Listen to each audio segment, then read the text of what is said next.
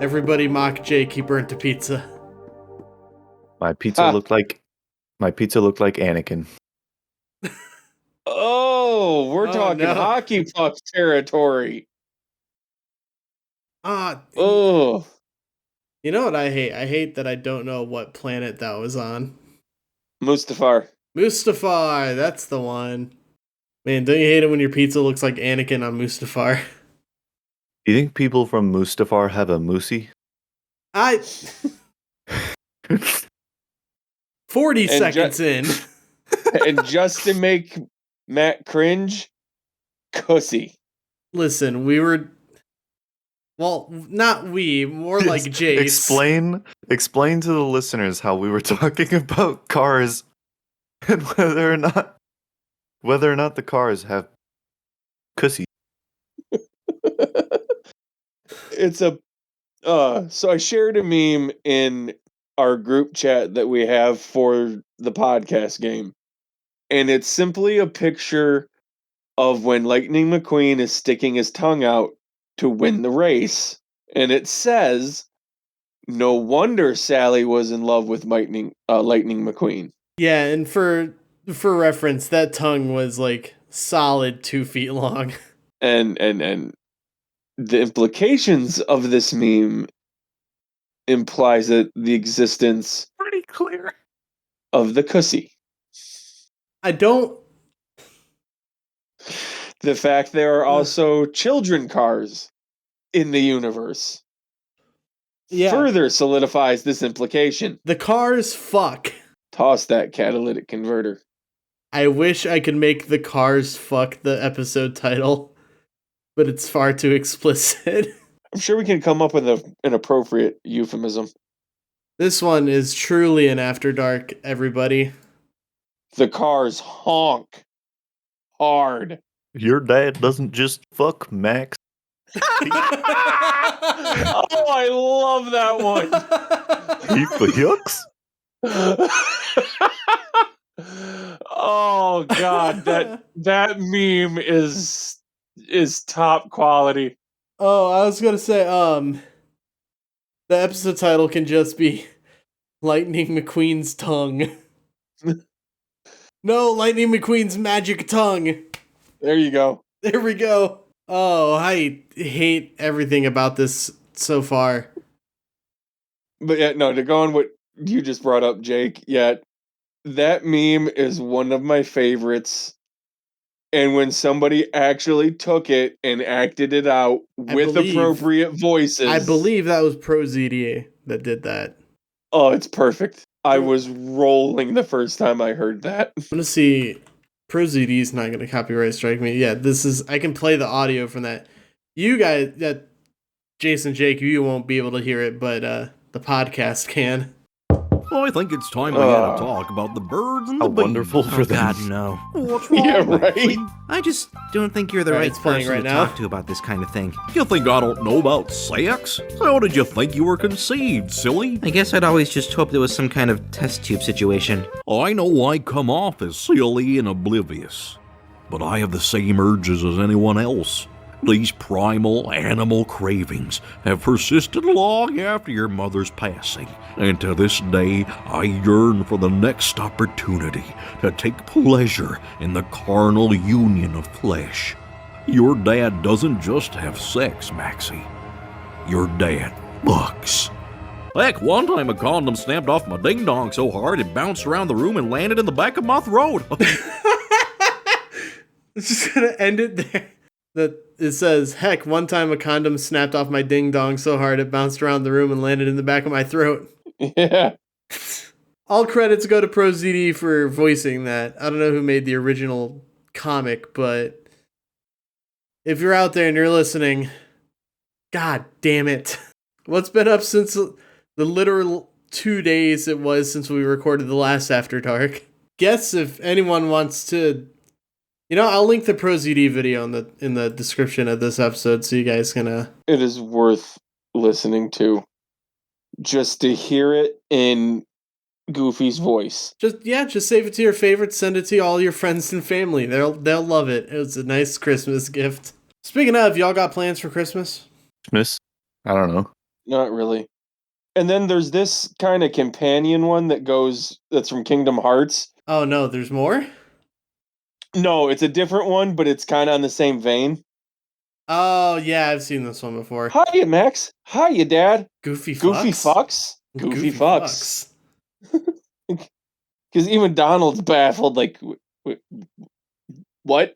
Well, I mean, isn't Goofy the only Disney character that actually has a child? I don't Pretty sure. know. I'm pretty sure everybody else is nieces and nephews. At least out of the main three. Because all those ones with like the early ones with like the baby mice between Mickey and Minnie were either dream sequences or they were nieces and nephews. Huey, Dewey, and Louie are Donald's nephews, not his kids. Webigail is niece, not his daughter. Clarabelle, I don't think has any kids. All right. So we or are nephews. strictly talking about that bit of Disney.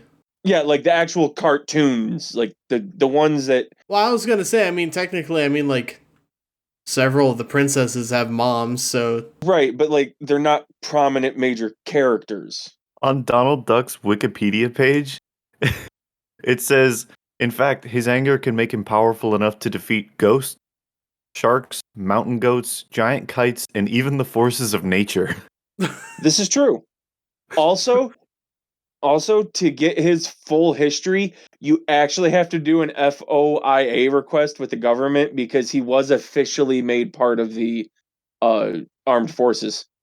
The fuck? you guys remember that cartoon where Donald Duck had a nightmare where he was making ammunition for the Nazis? I just scrolled past that on his Wikipedia. Yeah, there's some fucked up propaganda cartoons in Disney's history. Like really fucked up. Yeah, lot of propaganda. Well, everybody indulged in propaganda in World War II and Cold Yeah. War. Could Donald solo Shaggy? Ooh, That's a good question. is Shaggy going full Ultra Instinct? I'm assuming yes. I don't know, man. I mean, we're gonna have a game that actually can answer at least part of that question of how powerful Shaggy is, but I still can't believe that's an actual fucking game. Yeah, I think Donald full anger mode could probably take on Ultra Instinct Shaggy. I don't know if he would win, but yeah, I mean it would be a neck and neck fight. So here's another question about Disney characters. Goofy's a dog, correct? Maybe? Is Goofy a dog or a? Yeah, see, a lot of people thought, is he a dog or a cow? He looks like a dog. He's never been a cow. When he debuted in 1932, he debuted as Dippy Dog. So he's a dog. Okay. Pluto is a dog, correct? Yep. So is this a like chimpanzee human situation, or is Pluto just constantly making everybody live in his kink? I want to believe the former and not the latter. But I don't want to think about any Disney characters like that. I do want to point out that Goofy's full name is GG Goof. You know what Donald's middle name is, right? I don't know, actually. Fauntleroy. McFucking excuse me? You heard me. Donald Fauntleroy Duck. Yup. Fauntleroy? Yup. Why? Weird choice. Okay, looking it up.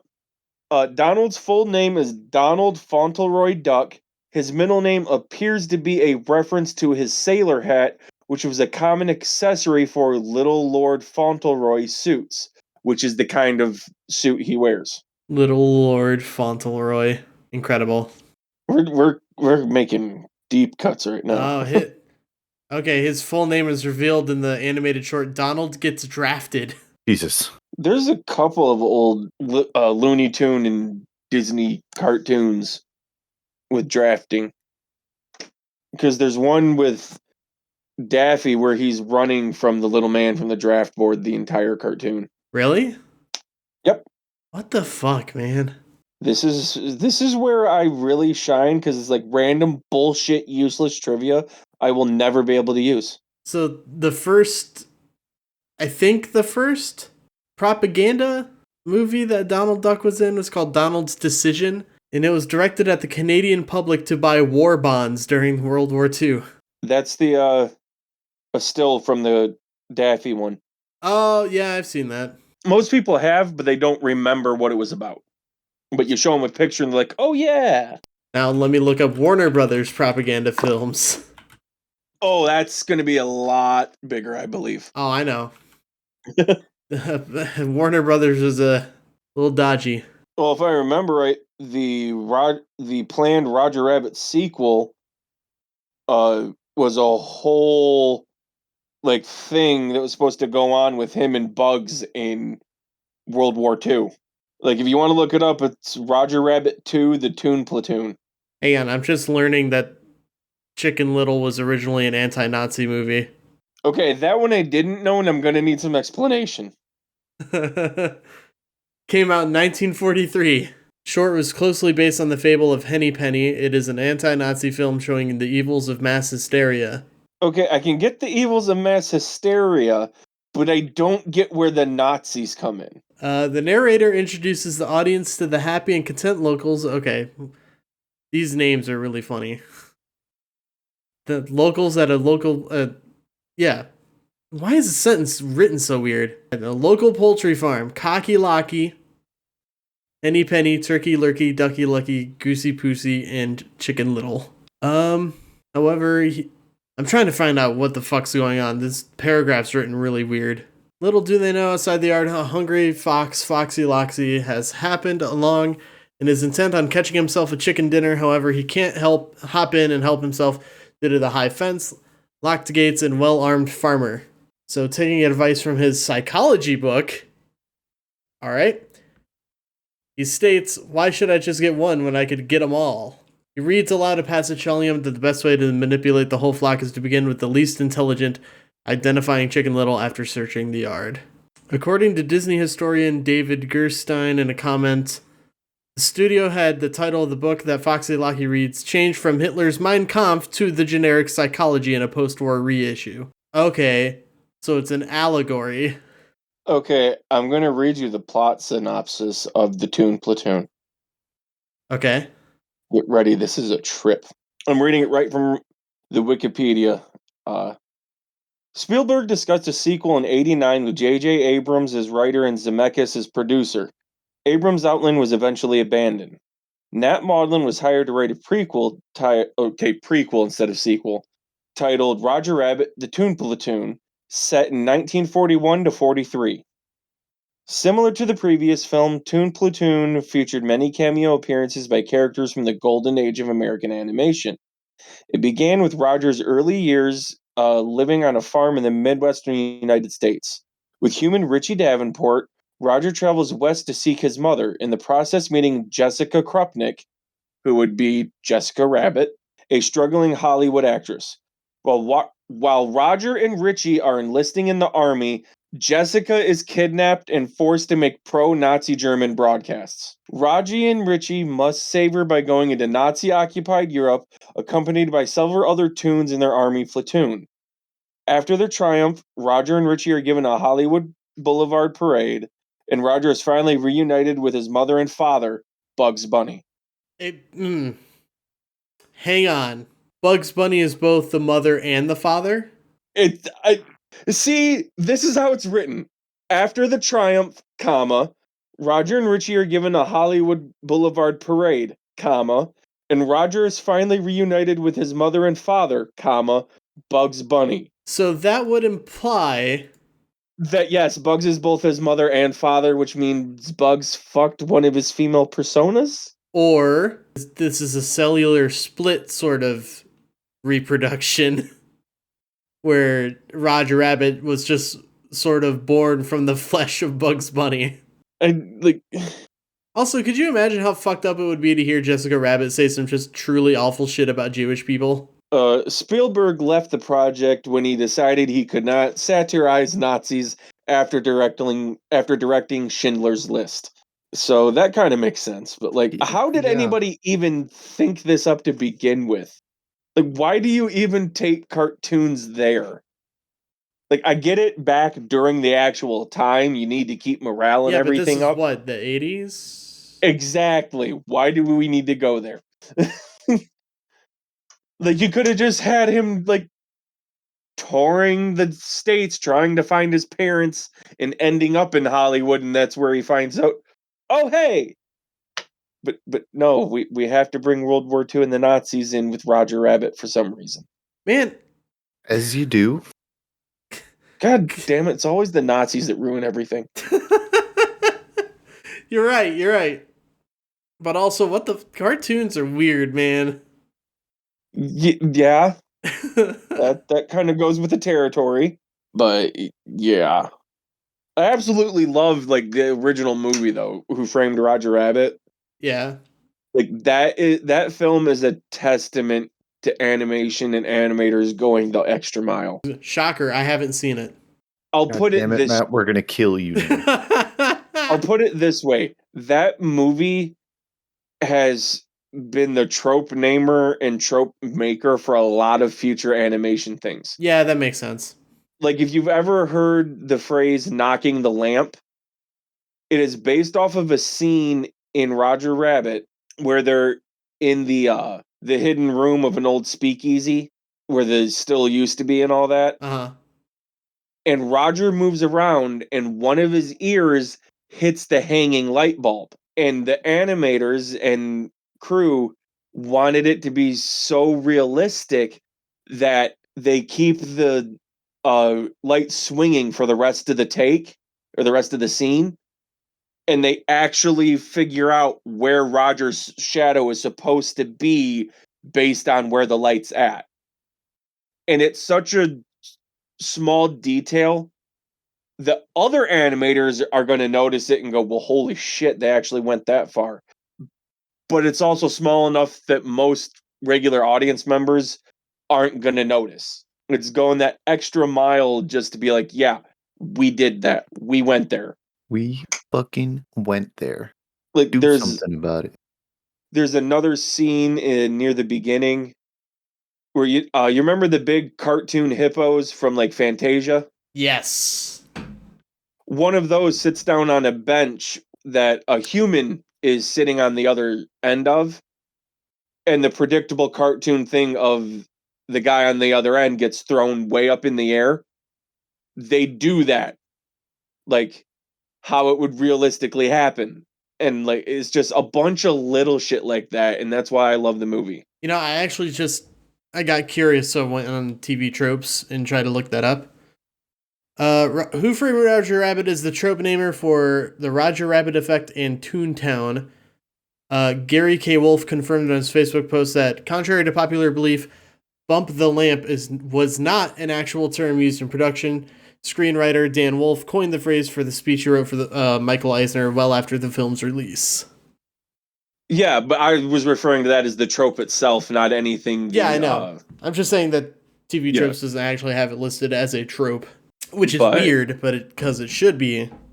It used to be. They may have changed the name of it because I remember seeing that when I looked it up on there before. There's a lot of tropes with lamp in the name.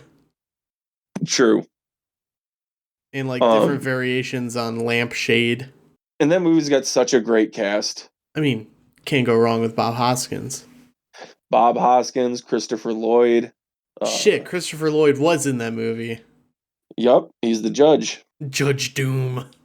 Judge Dread just shows up. Judge Dredd just shows up.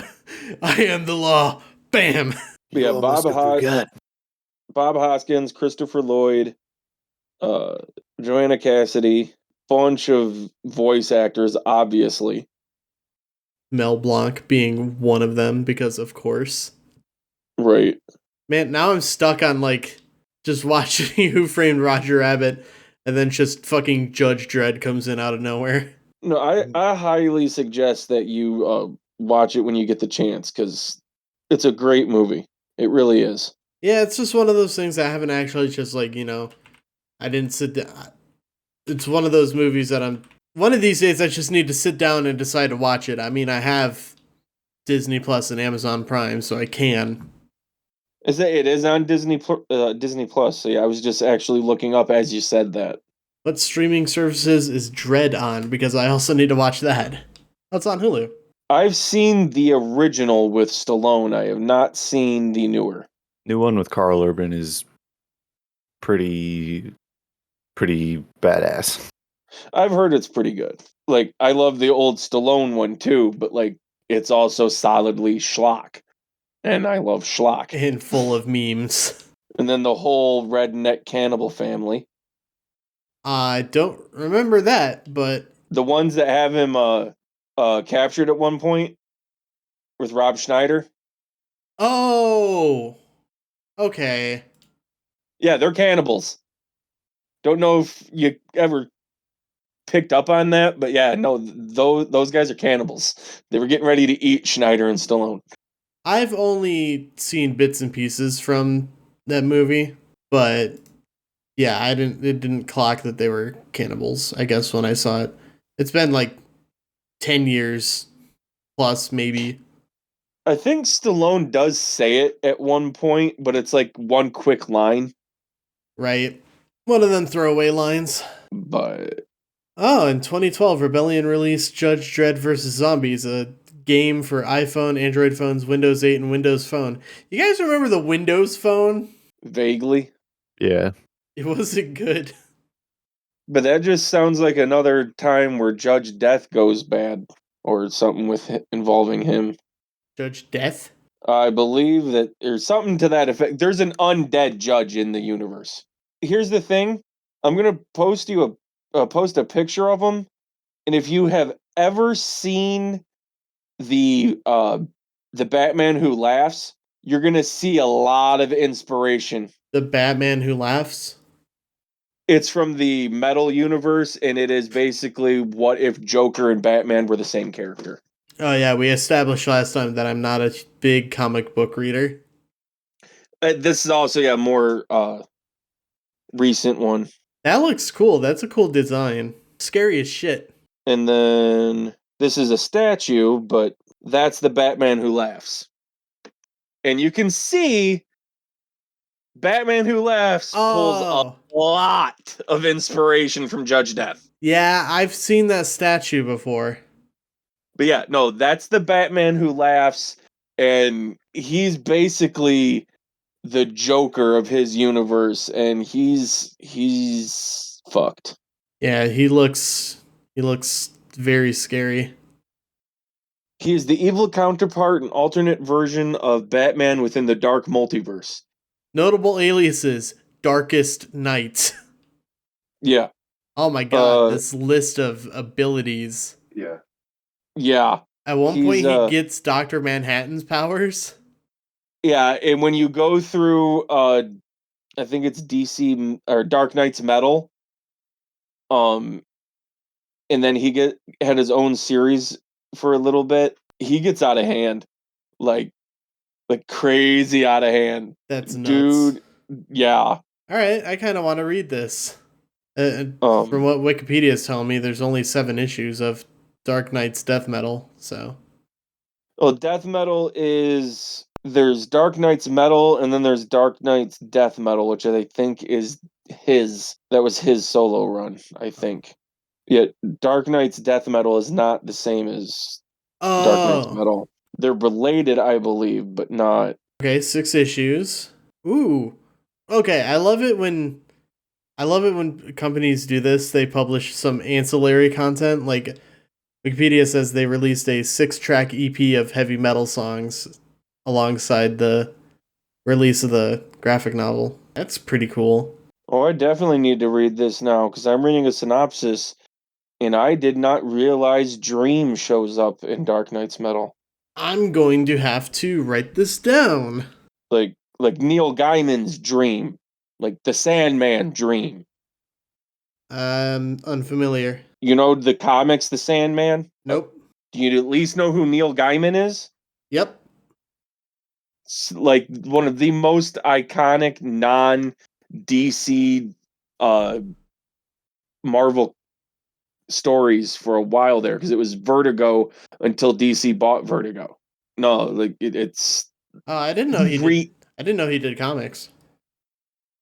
Read The Sandman. If you read no other comics, read The Sandman. The entire run. The whole premise is that there are a bunch of concepts. They're called the Endless. Like dream, desire, I think one's destruction. Been a while since I read them. Destiny, death, dream, destruction, desire, despair, and delirium. They are concepts that will never go away. Every living being goes through these emotions or states, however you want to look at them. So they will always be here. And it's very much not your typical comic because it's a lot more philosophical and that kind of shit. Like I don't think there's much action in it outside of the one arc that has the serial killer convention in it. Well, that sounds interesting as shit. Oh, it is. It is highly regarded as one of the best comic series ever written. I know Netflix, if you're still willing to give them money, is doing a series with it that Neil Gaiman has been on board for, and considering he considers it one of his like most iconic things, he's not letting it get changed unless he feels the change is necessary. Like he has started productions before and then kiboshed them halfway through because they wanted to change too much. Like that's how high or how strict Gaiman is with the Sandman. Read them. It is like at one point he's talking with Shakespeare. Another point he's talking with Cain and Abel. It has one of the first positive depictions of a trans character in comics. Cool. I think that arc is A Dream of You. Praise Nocturnes, Doll's House, Dream Country. A Game of You. Oh wait, maybe I'm looking at the wrong one. In fact, the whole A Midsummer Night's Dream, like that play by Shakespeare, is actually him hanging out with Dream, Queen Titiana, King Oberon, and the rest of the summer court of the Fae. Like, he meets them, writes the play, and then performs the play for the summer court. I don't know what to say about it. Okay. Like, I mean, you know what the Fae are in the summer and winter court and all that, right? I know they have them and they're portrayed in D&D. As much as I love D&D, they get a lot of that kind of shit wrong. But no, like, I mean, you can't really get it wrong if you change it and make it your own. Fair. But no, if you're familiar with the Fae, they play a big role in that story. I think there's one later on after DC had acquired Vertigo where he interacts with one of the big arcs that people love is when he has a debate with Lucifer. And like if you've seen the show Lucifer, that's supposed to be based on that character. I have not seen the show Lucifer, and I'm not interested, to be quite honest. I've heard it's a decent show, but I haven't watched it. I heard it's decent, but it's not one of those things that I really want to watch. You know, I constantly forget that Constantine got a movie. It's got with Keanu Reeves. It got a movie and a series. Did it get a series? Yeah, because I loved it and it only got like a season or two, and then it's like, well, motherfucker. Oh, rip. It was also Justice League Dark. It has Constantine in it. It also got Batman scaring a ghost. Did that get a movie or a series? In November 2012, it was announced that Guillermo del Toro had signed on as a writer and director for a Justice League Dark movie centered around DC Comics supernatural characters, with Constantine featured as a main character. Was that one of the animated ones? I'm assuming. Because I don't remember that one happening. Like, I'm not saying it didn't. I'm just not remembering it. Okay, the only one I'm seeing, or the earliest one I'm seeing, is from 2017. I think Jake meant the comics anyway. Wait, what?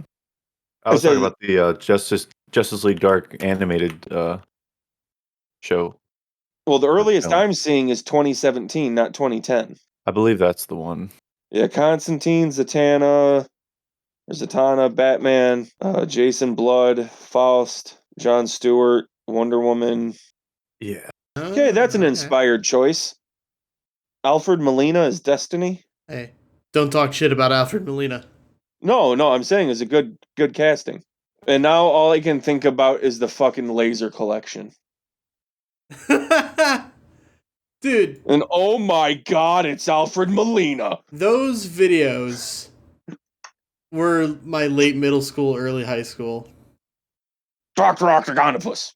The laser collection, fucking stick figures on crack.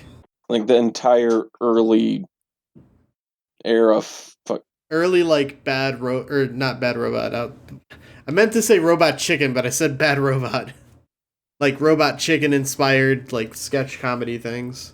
I remember being in high school and wanting to get, like, the Pivot stick figure animation programs so bad. Back when the internet memes were a little bit more innocent. Not said a little much. Little bit. But yeah, I wanted to get those animation programs so bad, but my parents always thought they were viruses. My parents thought fucking everything was a virus on the internet. Unless they downloaded it themselves. Which, I'll tell you, who put more viruses on the family computer definitely wasn't me or my siblings. Meanwhile, France is going, sheet, fire, sheet. But I am lit tired. Oh, man, that's... Fine, take a nap. Then fire the missiles! That is some Newgrounds deep pulls. When did that come out? That came out in 2003. Yeah, I know, I aged myself terribly with the End of the World. I remember watching it on, like, my friend's, like, shitty dial-up internet on... It wasn't on Newgrounds. We didn't watch it on Newgrounds. We watched it on... I don't know, probably some shady streaming site. Oh, I can think of either E-Bomb's World or Albino Black Sheep were the other two big ones back then. It was definitely Albino Black Sheep. I mean, and if we're going to bring up Newgrounds, like, we got to hop around, like, Tokyo City, like a big playground, like Godzilla. There was just an animation collab for, like, the 15th anniversary of that song in video. It featured a shit ton of, like, newer animators, and it's really good. Like, it's so stupid, but it's the right kind of stupid. Right. And then my friend, remember one time I was hanging out with one of my buddies. I won't say their name, but they went on Pornhub and decided to show me the ultimate orgy of homosexuality. Yeah, that's a fucked up parody. A very, very fucked up parody. Ooh, someone did a 4K remaster of Ultimate Showdown. I mean, it's still Flash animation, so it doesn't look that great. God, Newgrounds had a bunch of shit back in the day. Still does. Nothing that reaches the heights of, like, Ego Raptor and Oni NG. Yeah.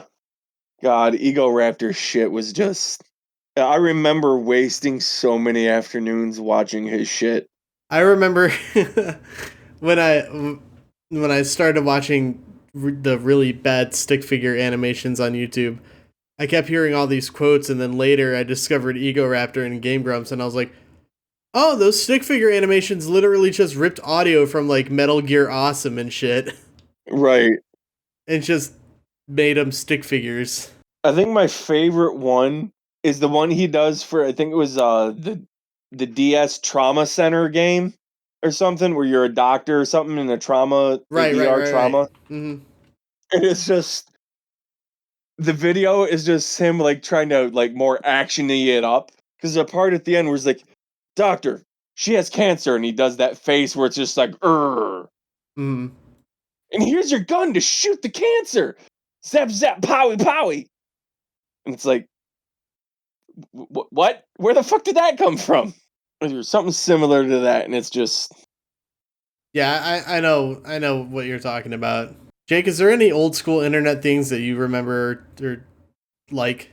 I just kind of miss 2009 to 2013 YouTube in general. Oh yeah, that's fair. YouTube was a lot just a lot funnier. I miss when watching YouTube was just like a couple of funny cartoons that were re-uploads from Newgrounds. I wasted so much time watching just dumb shit. Remind me again, who are the Game Grumps? Like the actual names? Aaron Hansen and Dan Avidan or Avidan.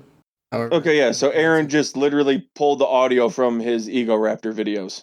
What? Or they never, or blah, blah, blah, blah. I got that mixed up as I was thinking it. Ignore me. Sounded like it. Yeah.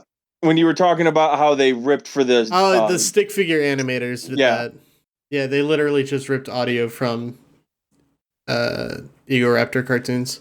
I didn't realize that Ego Raptor was Aaron. I don't keep up with YouTuber shit and Let's Plays. Like, if you like watching them, fine, whatever. To me, I would rather play them myself than watch somebody else play them. I use them a lot more now as like a try before you buy. I got like, oh, this game looks interesting. I'm gonna grab it. There's been so many games I bought because of Let's Plays. And that part of it, I can completely understand. But like when you watch somebody play the entire game, that's more so just for the personality of whoever's playing it for me. But like, to me, it's like you're investing just as much time watching them go through it that you'd play it yourself. You can say the same thing about football and other sports. I'd argue that on football, you're not going to be going for 4 hours constantly if you're playing. Like, it takes 4 hours to watch it, but if you're a player, you're out there for minutes at a time, then stops. Then you switch sides, then stops. Then you switch sides, then stops. You're not going the constant 4 hours like you would be watching it. Whereas my point is and I reiterate, okay? I'm saying it's a bad analogy. Not really. Yeah, really. No. How do you figure? Because you could still also just go out and play football, but you're still watching people play it yourself. But my whole point is the time sink of watching somebody else play the entire game is the same as playing it yourself. The time sink of sitting down and watching a football game is not the same as playing it yourself. Because if I grabbed a bunch of friends and went out and played football, our game isn't going to take 4 hours. You get what I'm saying? Yeah, but I'm not seeing what that has... My point is that I don't understand people that watch a Let's Play for the whole game and say, well, I don't have the time to play it myself. You're spending just the same amount of hours watching somebody else play. Nobody watches Let's Plays because they don't have the time to play the game themselves. I have literally heard people say that as the reason they watch them. They might be doing something else while they watch. That too, yeah. Like I've watched Critical Role, listened to I've watched Critical Role, listened to audio of Mistborn, and read Name of the Wind at the same time before. And I stopped and realized, what the fuck am I doing? Yeah, a lot of people put them on as like background noise too, just to have something on in the background. I was like, what? Okay, but then that defeats the point of the Let's Play because you're watching the thing. If you're just listening to it, you're missing half the context. Because probably depends on the game. Yeah, it depends on and it depends on who's playing it. Like, most people watch them because of who's playing it, not because of the game itself. Like, I just want to sit down and listen to 20 minutes of people talking about dick jokes with a video game as the backdrop. But you don't need a video game for that. We're literally that. We're not playing a video game. Like, one example is like, I could leave a Summit 1G stream on while he's playing Sea of Thieves and just let it go, and then like also pretty much not pay attention and do something else. But then when he gets to like, you know, action, then it's like, oh, like let me take a look and see what he's doing. Also, I know I'm not the biggest Critical Role fan, but how could you be watching it? Because I'm pretty sure they just got the Kickstarter within the last year done, and they're still animating it. You know they stream the game, right? No, I thought it was just audio. I thought it was just an audio podcast. No. Oh no, they it's do a video. live stream, my Okay. dude. Okay. They have a really nice set now. I can understand listening to a D&D game. I cannot fathom sitting there watching a D&D game.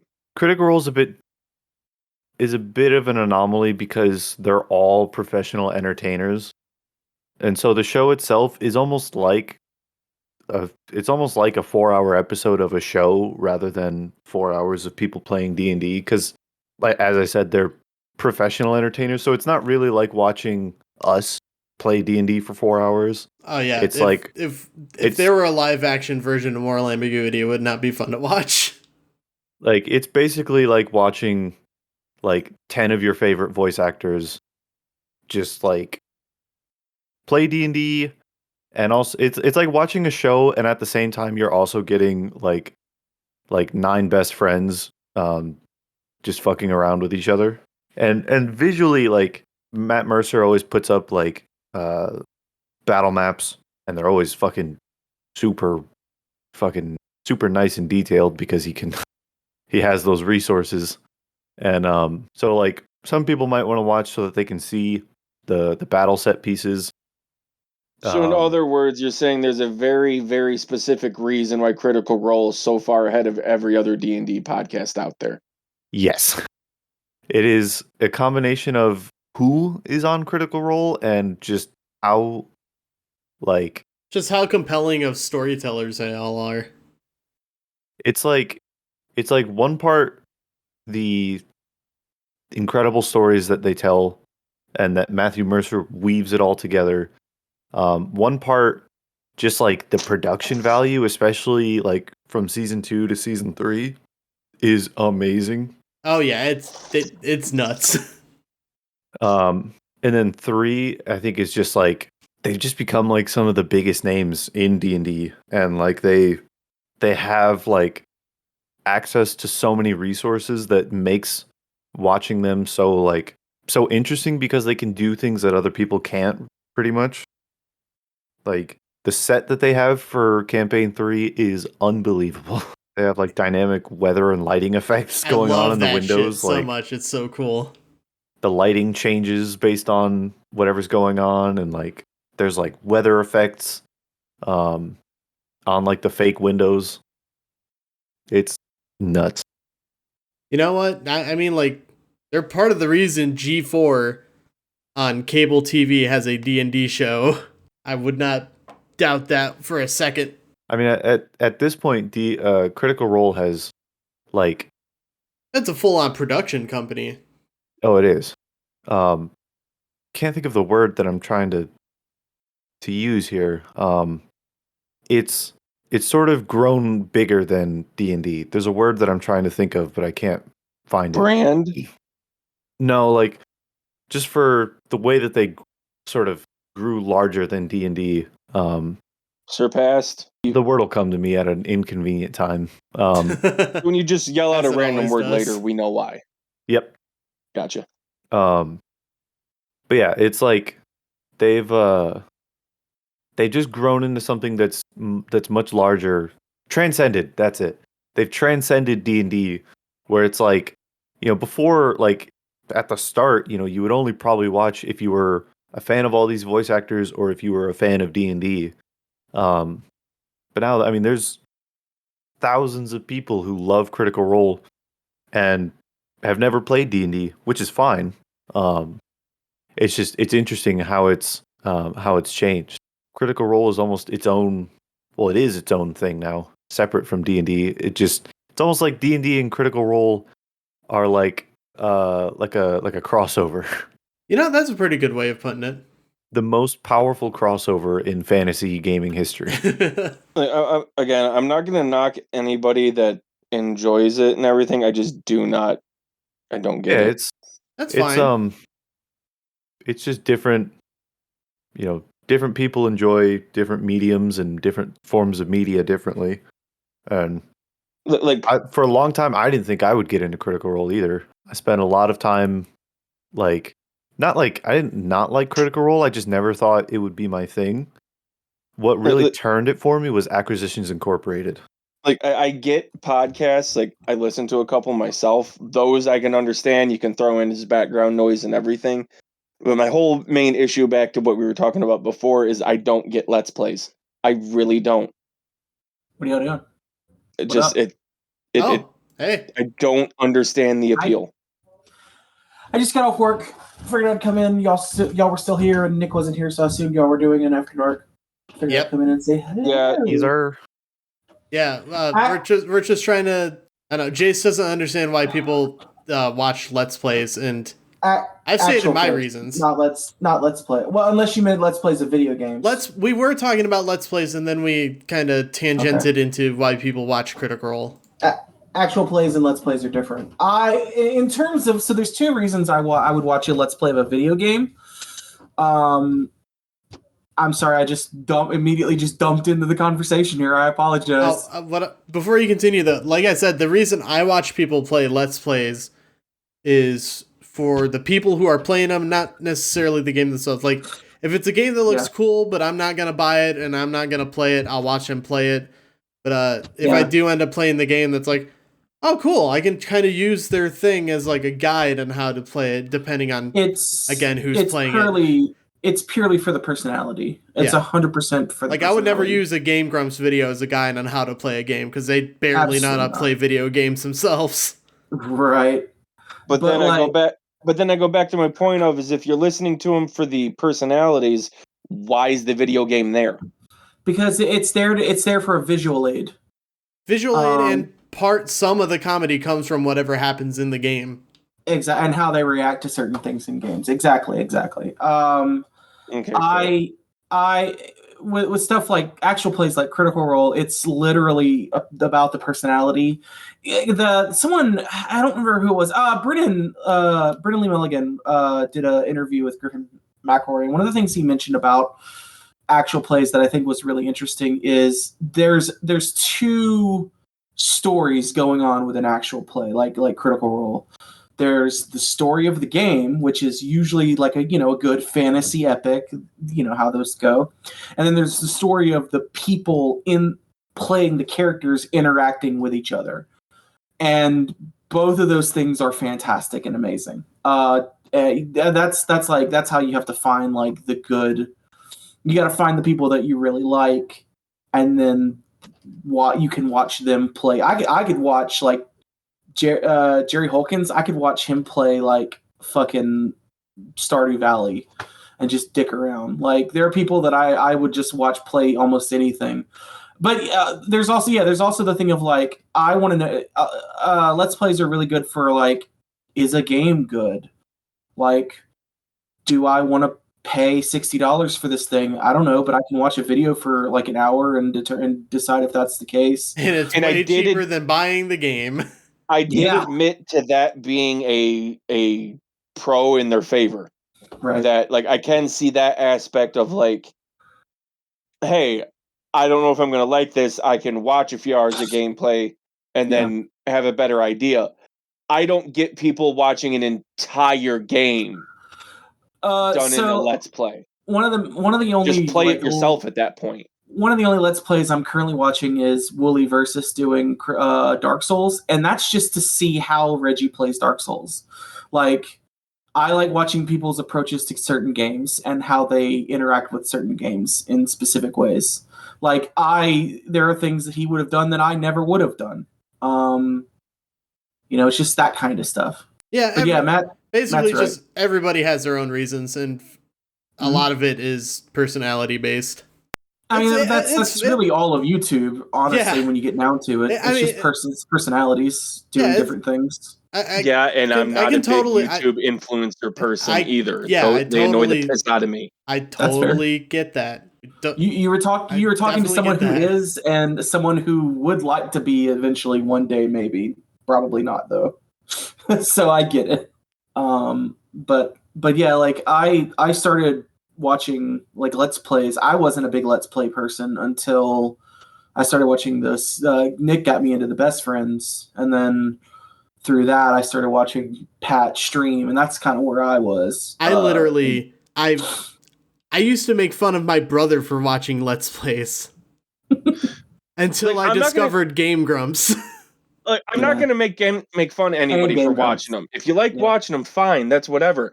I just do not get what the appeal to you is. That's fair. I mean, no one's thinking that you're making fun of anyone. That's just we're just explaining why we do it. Right, but I know you guys get that.